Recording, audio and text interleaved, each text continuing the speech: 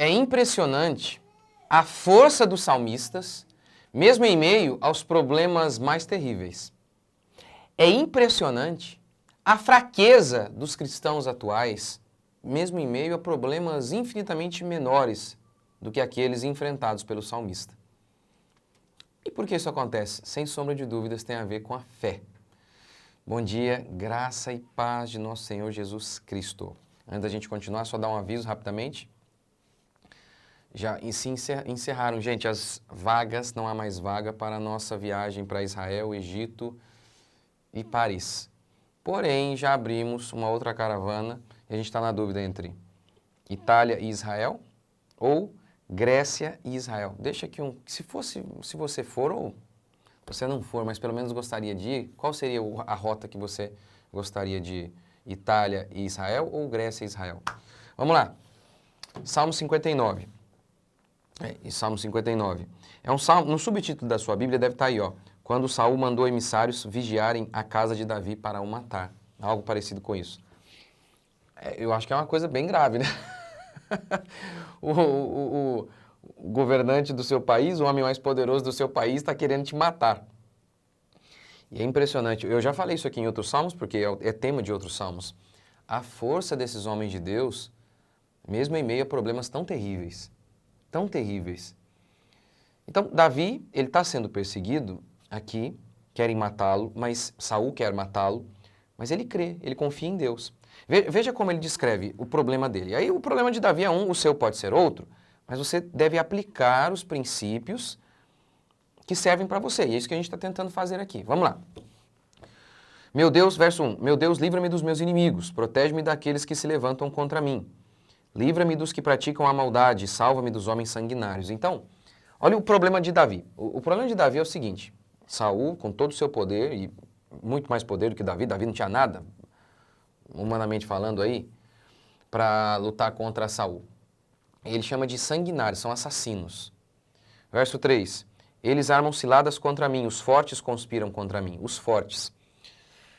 E aqui é gente mais forte do que Davi, que tem poder, que Davi não tem nada. Verso 6. Eles voltam à tarde, uivam como cães e andam rondando a cidade. Ou seja, estão caçando Davi, são como cães. São como cães. E verso 7, eles gritam e seus lábios são como espada, pois pensam, quem ouvirá? A ideia aqui é, a gente está gritando, quem vai ouvir? Ou seja, certeza de impunidade. Certeza de impunidade. E como esse é o problema de Davi, o seu pode ser outro. Um problema que você identifica como mais forte do que você, que era o caso de Davi. O seu pode ser outro, pode ser o desemprego, pode ser um problema no casamento, com o filho, uma doença, enfim, tantas coisas. Problemas que você olha e fala, eu não tenho força para enfrentar isso. Eu por mim mesmo não tenho. Que era o caso de Davi. Davi não tinha, humanamente falando, não. Saul era muito mais poderoso do que ele. E como ele reage diante desses problemas terríveis, maiores do que ele? É sempre pela fé. Veja o verso 8. Mas tu, Senhor. Eu amo, né, quando tem... Você vai vendo, até o verso 7, ele narra a situação dele. Era desesperadora. Aí tem um mas aqui. Mas... Martin Lloyd Jones comenta sobre isso. Ele fala, ele ama esse mas que existe na Bíblia. O porém, contudo. Ele ama essas conjunções. Ele ama. Que muda tudo, né? Muda o cenário. Mas, e aí ele diz, tu, Senhor, te rirás deles. O Senhor vai zombar de todas as nações. O Senhor vai se rir desses homens, vai rir desses homens. Esperarei em ti, força minha. Tu és a minha força, pois Deus é o meu alto refúgio. O meu Deus virá ao meu encontro com seu amor fiel. Tu és a minha força. Se no dia da angústia tu te mostras fraco, a tua força é pequena, diz a Escritura. Eu vou citar um exemplo aqui, vai. Ontem teve o culto na minha igreja, acabou o culto, um casal de nossa igreja, um casal novo, né?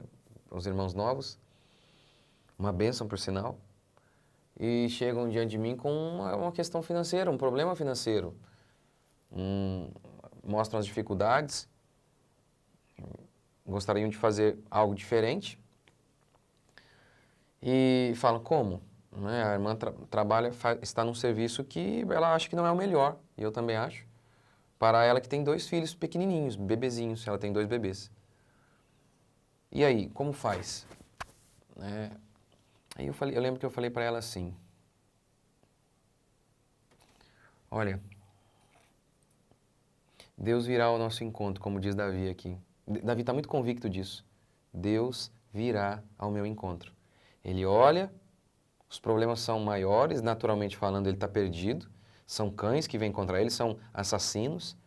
Mas ele está confiante, ele ainda diz, o meu Deus vai rir desses homens. Puxa vida, como que Davi diz um negócio desse, gente?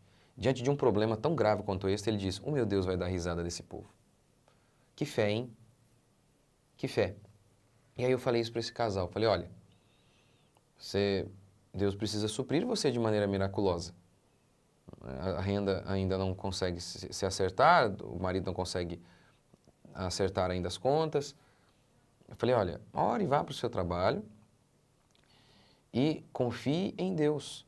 Eu tenho certeza, Deus vai prover. Eu já posso dizer como salmista, eu fui jovem, agora já estou velho. Pelo menos sem cabelo, estou ficando a cada dia mais.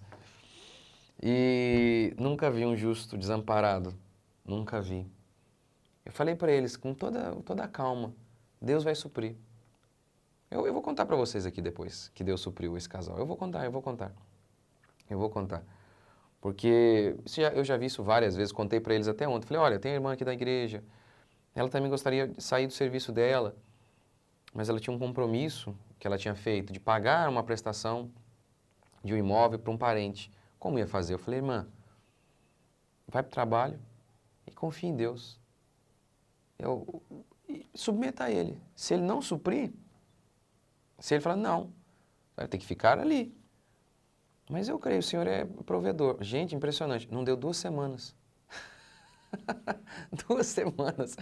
O marido dela falou, olha, eu vou pagar essa dívida que você tem e saia do emprego. Que coisa, Deus é provedor. Como que Deus é provedor? A gente, muitas vezes, né, talvez muitos de vocês que me acompanham vieram dessas igrejas malucas aí, que só falam de milagre. Ai, como eu falo sobre isso, gente? E aí, muitas vezes a gente se torna reacionário, ao invés de se tornar bíblico. A gente é apenas uma reação a esse povo, ao invés de ser bíblico. Como assim uma reação? Ah, se lá eles só falam de milagres, então a gente reage. Aqui a gente nunca fala de milagre. A gente nunca crê. Mas como é que você faz para ler a Bíblia? Porque lê o Salmo. O tempo todo o salmista está recorrendo a um milagre. O tempo todo o salmista está recorrendo a uma intervenção divina, sobrenatural. E inúmeras vezes ele está em apuros por conta de seu pecado. E mesmo assim ele pede uma intervenção sobrenatural. Ele pede, Deus faz um milagre. É isso mesmo. A gente muitas vezes fez tudo errado.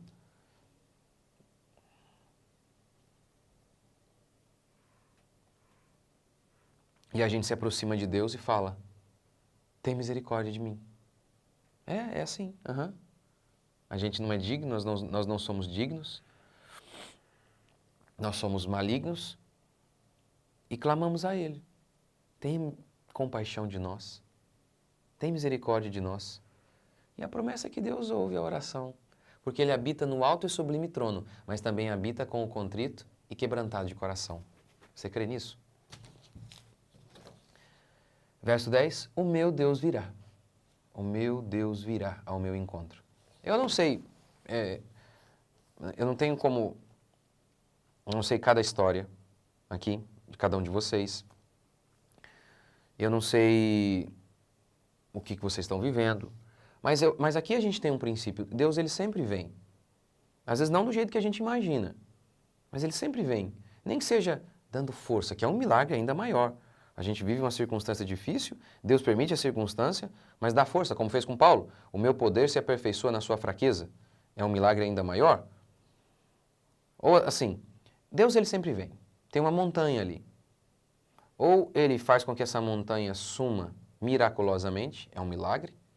Ou Ele faz um outro tipo de milagre, te dá força para escalar essa montanha.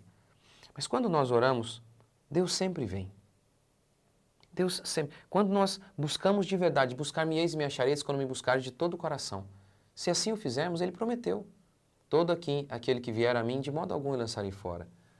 Então, eu não estou dizendo o que Deus vai fazer. Eu não sei o que Ele vai fazer. Mas eu sei que Ele sempre faz alguma coisa. Quando nós cremos. Nesse caso da irmã aqui, ela precisa de dinheiro. Ela precisa sustentar a família, especificamente. Eu falei, olha, eu tenho certeza, isso é uma necessidade. Não é um luxo que vocês estão querendo. Vocês querem pagar suas contas. E você quer cuidar do seu filho da melhor maneira possível. Eu tenho certeza que isso é uma necessidade. E que Deus ouve o seu povo. Então, creia. Faça como Davi. Eu tenho certeza, o meu Deus virá. Você crê? Senhor Deus e Pai, te agradecemos por mais um dia e eu oro com meus irmãos. Aqueles que estão como Davi, cercados por cães, cercados por problemas e por inimigos mais fortes. Eu oro para que o Senhor venha ao encontro de cada um dos teus filhos. Que o Senhor o socorra de maneira sobrenatural, de maneira miraculosa, porque nós cremos.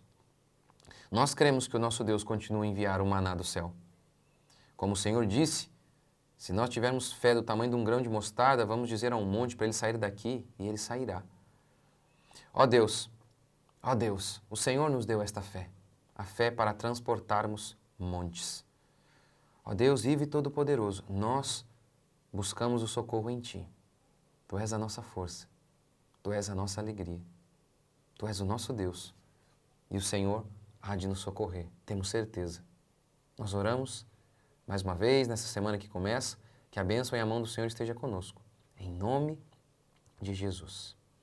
Gente, você deixa o comentário aqui, deixa lá, se você fosse, ou se você vai viajar comigo, Itália e Israel, ou Grécia e Israel.